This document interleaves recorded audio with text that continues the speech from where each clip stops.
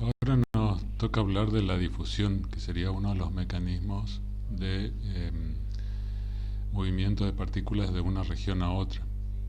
Pero, o sea, se da normalmente en soluciones, pero acá yo le puse un ejemplo, digamos, de lo que sería el tamaño de la Tierra a la que se le ha quitado todo el agua y el total del agua salada y dulce, y acá tenemos el agua dulce de los ríos y lagos, ¿eh? Que es una esferita que apenas se nota. El aire, tanto el aire como la tierra, como el agua, son mezclas, pero la solución se da en el caso de los fluidos en principio, eh, y eso implica que tenemos al menos dos especies, una en menor concentración, que normalmente se le llama soluto, y una en mayor concentración que se llama normalmente solvente. Un tema interesante que lo ha notado Brown allá por el 1800, a principios del 1800, o sea, del siglo XIX. Él notó que las partículas coloidales en un recipiente cerrado en solución, ¿no? Se movían, ¿no? Inclusive si el recipiente estaba quieto y nadie estaba agitando el líquido, después de varios días de dejarlo en reposo, por ejemplo, las partículas seguían moviéndose. Más adelante, a principios del siglo XX, Einstein resolvió o lo solucionó el problema, resolvió el misterio y lo atribuye a la agitación térmica. Las partículas, o sea, el sistema físico tiene una dada temperatura y eso implica en los fluidos que las partículas se están moviendo. En los sólidos también están vibrando en todo caso, pero no pueden desplazarse de un lugar al otro. En el caso de los fluidos sí, ellas pueden desplazarse a través de todo el recipiente que las contiene. Y bueno, en principio entonces el movimiento neto es nulo, pero recorre todo el sistema. A menos, claro, que exista algún tipo de influencia, alguna fuerza externa. Entonces vamos a tener, como vimos en el caso de los electrones, que también actúan como si fuesen un gas o partículas coloidales en un líquido,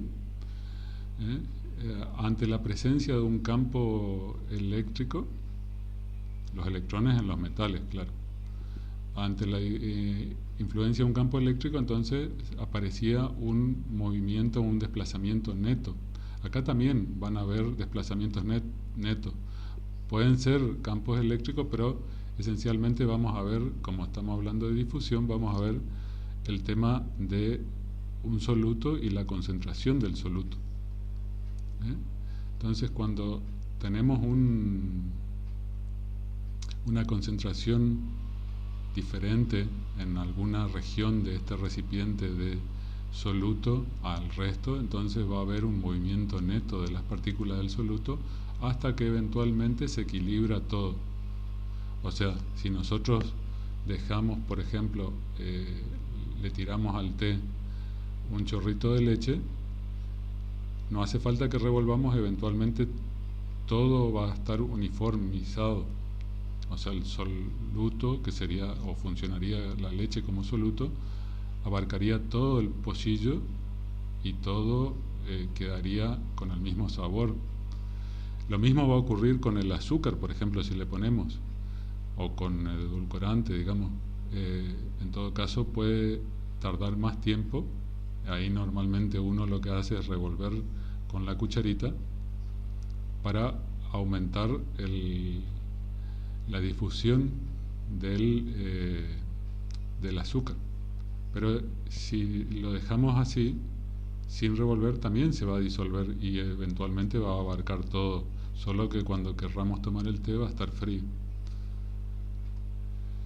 Entonces, la fuerza esa que está apareciendo es debido a, como dije, a una concentración, digamos, o a la diferencia de concentración entre una región del sistema y otra región del sistema. Y siempre el movimiento, o sea, en todo caso, más adelante por ahí se repite en las leyendas, pero siempre el movimiento va a estar en el sentido de mayor concentración a menor concentración para el soluto.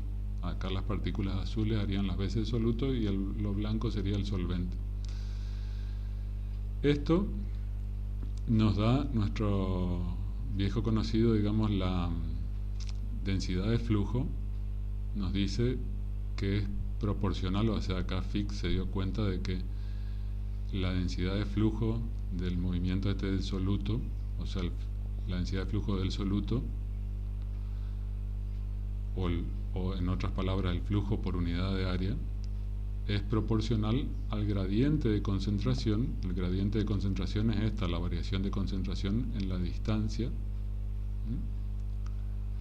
pero en el sentido contrario, va de mayor a menor. En cambio, el gradiente de concentración, o sea, la concentración aumenta desde esta región, de la región 2 a la 1.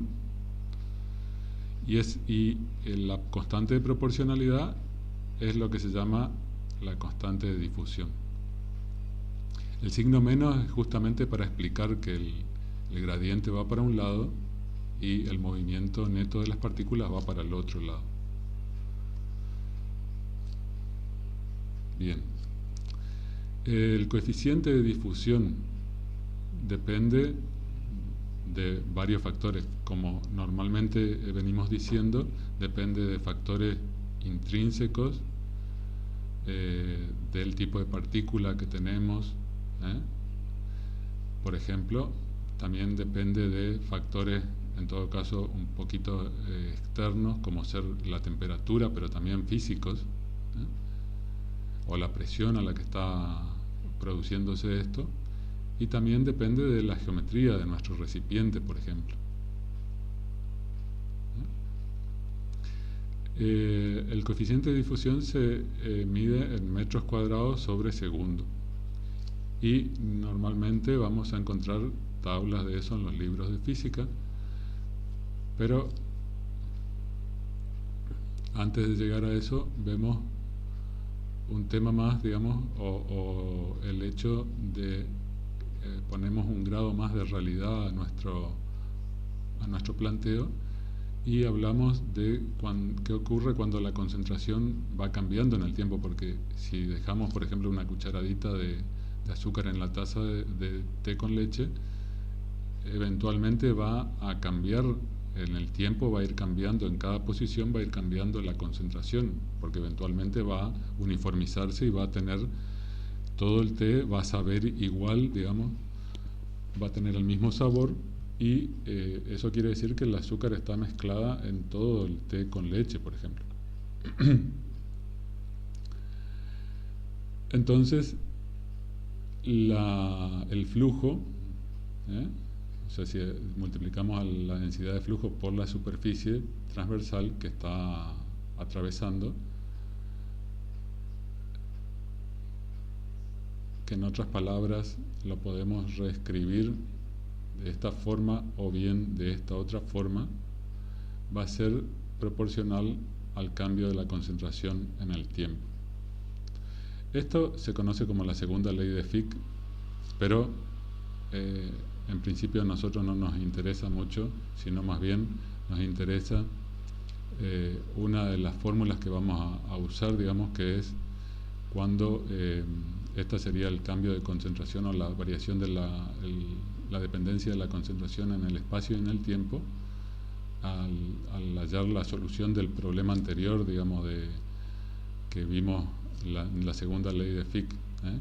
Esta sería la solución general, pero una de las leyes que nos interesa en todo caso sería el camino cuadrático medio recorrido por las partículas del soluto en el tiempo, que se puede escribir así, o sea, después de algún proceso matemático, o sea, hay que integrar la otra ecuación, hay que después hallar el valor medio del recorrido y bueno, hay otros pasos matemáticos que por ahí escapan al curso.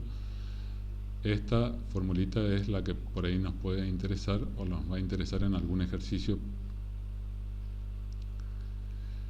También puede ser la otra ley de Fick que habíamos visto en la parte de gases, cuando veíamos la respiración de los seres vivos, digamos, de los animales, en realidad con pulmones, o sea, en principio.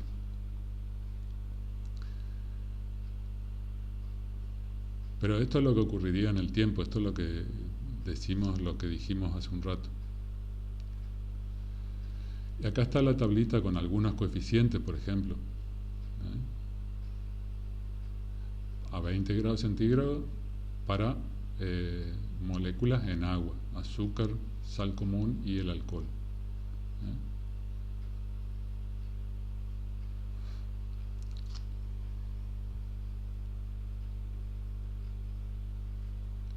Si tenemos en otro, las mismas moléculas en otro solvente, bueno, ahí va a cambiar directamente, o sea, es otro el coeficiente de difusión. Pero eventualmente se pueden encontrar estas tablitas o estos coeficientes en los libros de física, o bien en internet lo buscamos y aparecen. En los problemas habitualmente se les da, o a menos que, claro, se le esté pidiendo justamente eso y se le dé todos los otros datos. Es cuestión de despejar y ya.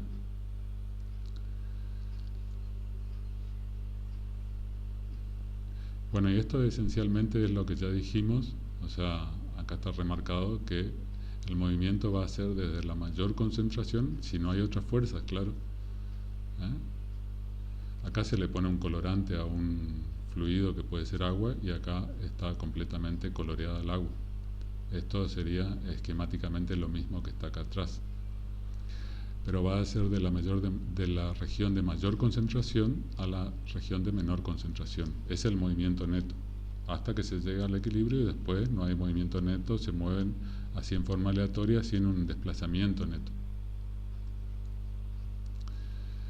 Como dije, entonces, a mayor gradiente, la difusión va a ocurrir más rápido, en la medida que se va disminuyendo el gradiente, o sea que se va mezclando el soluto en el solvente, entonces cuesta más la difusión que queda, digamos. Cuanto más pequeñas sean las moléculas del soluto, más rápida va a ser la difusión. Si la temperatura es más alta, normalmente la difusión es más rápida. Si hay algún gradiente de tipo eléctrico, por ejemplo, también puede afectar. En todo caso, veríamos un poquito de ese tema, un poco algo más adelante cuando veamos el potencial de membrana. Bien. El otro tema es la membrana semipermeable. Acá, justamente, el soluto no se mueve y lo que se va a mover es el solvente, o sea, esta membrana que está acá en este sistema tiene poros suficientemente pequeños como para que el soluto no pase de una región a la otra. En cambio, el solvente, que es normalmente más chica, moléculas más chicas, por ejemplo el agua, y acá podemos hablar de un ion cloro, por ejemplo, es grande, o una proteína mucho más grande todavía, entonces no podría atravesar la membrana, pero el agua sí. Entonces, si la concentración del soluto es grande de este lado, lo que va a ocurrir es que de nuevo los vasos comunicantes no van a funcionar como habíamos dicho ya en la parte hidrostática. El solvente va a pasar hacia la región de mayor concentración de soluto para equilibrar esa fuerza que está provocando el gradiente de concentración. Y esto va a ocurrir hasta que se equilibra. Y esta diferencia de altura nos puede decir qué es o cuál es la presión osmótica. Esto sería el caso que vimos de la ósmosis. Nosotros podemos hablar también de la ósmosis inversa cuando, por ejemplo, ponemos una fuerza externa acá, presionamos con un émbolo, por ejemplo, y filtramos el solvente y dejamos el soluto de este lado. ¿Qué es lo que se hace normalmente cuando desalinizamos agua, por ejemplo, para beber o para, no sé, en el laboratorio para usar la agua destilada, digamos? eh, no es por ósmosis, o sea, pero hay mecanismos que funcionan a ósmosis. Normalmente por ahí uno de los mecanismos que suelen ser usados es la ebullición y después la condensación, pero hay filtros que ya funcionan así, digamos, y que son comerciales para los laboratorios. Normalmente usan filtros y la ósmosis inversa.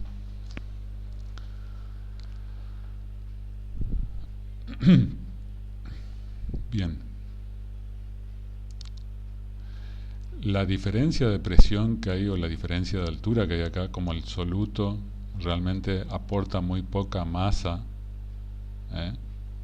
Entonces la diferencia de presión es esencialmente la presión de la columna del solvente y la calculamos como en hidroestática. Acá la presión osmótica va a ser la densidad por la gravedad por la altura, porque no tenemos otro movimiento, por un lado.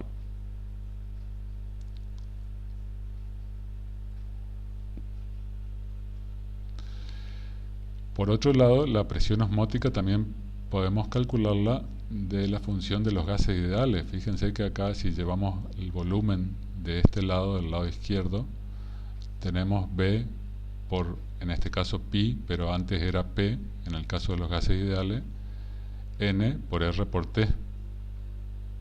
Esta es la constante de los gases ideales. Y la diferencia es que ahora llevamos el volumen al lado derecho, entonces N sobre R, que era el número de moles sobre el volumen, nos da la concentración que tenemos. En la ecuación de los gases ideales, la temperatura normalmente, o se usa habitualmente, a menos que uno tenga un delta de temperatura, se usa la temperatura absoluta. En principio acá también. O sea, es la ecuación de los gases ideales, solo que sirve para la presión osmótica.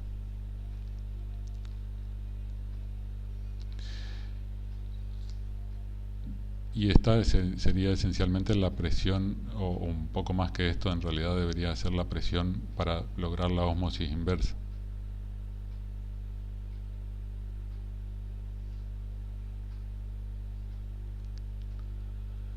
Bueno, esto es lo que decía justamente de la ósmosis inversa.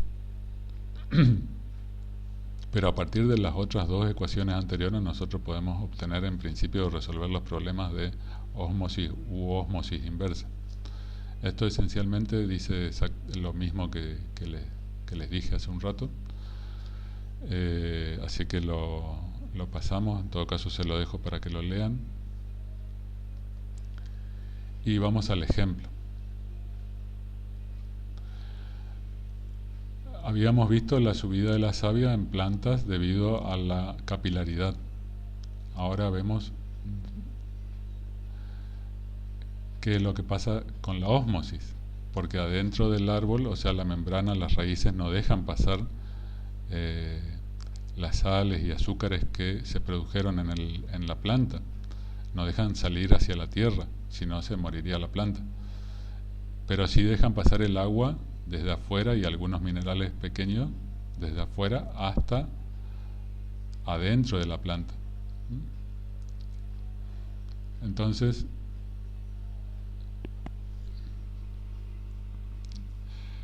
la capilaridad nos daba o nos justificaba, por ejemplo, el primer metro de altura. Habíamos visto que era un poco menos de un metro, casi 80 centímetros tal vez. Entonces vamos a ver esto.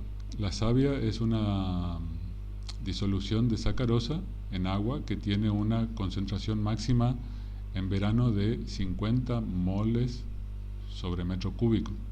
Si la temperatura ambiente es de 300 Kelvin, eso es 27 grados centígrados, podemos calcular cuál será la presión osmótica de la savia, suponiendo que las raíces actúan como una membrana, dejando pasar el agua, pero no la sacarosa hacia la tierra, ¿no? Entonces tenemos agua con sacarosa en el interior de la planta y sin sacarosa en el exterior de la planta. Por tanto, se alcanzará una altura mayor que en el exterior. ¿Cuál será esa altura? Bueno, acá calculamos la presión osmótica. Reemplazamos los valores y la presión osmótica para un volumen de 1 metro cúbico de disolución será esta. La constante, la temperatura nos la dio, la concentración nos la dio, o sea, no la concentración, pero el número de moles por unidad de volumen. Podemos obtener directamente la presión osmótica, que es 1,25 por 10 a la 5 pascales. Además sabemos que, por otro lado, la presión osmótica va a ser la diferencia de altura, esta hidrostática, como habíamos visto, ρ por G por H. Entonces, ya tenemos la presión osmótica, la reemplazamos en esta ecuación y podemos obtener la altura, que va a ser directamente 12,7 metros. Podemos hablar, si quieren un número redondo, 13, o bien, para hacer un poco más redondo el número, decimos 15 metros. Ahí tenemos entonces que la ósmosis nos explica, por ejemplo, los árboles que tenemos acá en las ciudades, los árboles que tenemos en el jardín de nuestra casa, unos 15 metros de altura sin problema. Pero la historia es que la selva, por ejemplo acá la selva misionera en Sudamérica o la selva amazónica, tiene una altura media de 40 metros. Y bueno, ya vimos en la parte de escala que tenemos también secuoyas que tienen unos 100 metros. Nosotros ahí veíamos los primeros 32 metros en la figurita esa que le había mostrado, los primeros 32 metros de la secuoya. Pero tienen 100 o un poco más. ¿Cómo haremos para justificar la subida del agua y de la savia hasta allá arriba? Bueno, ya veremos más adelante.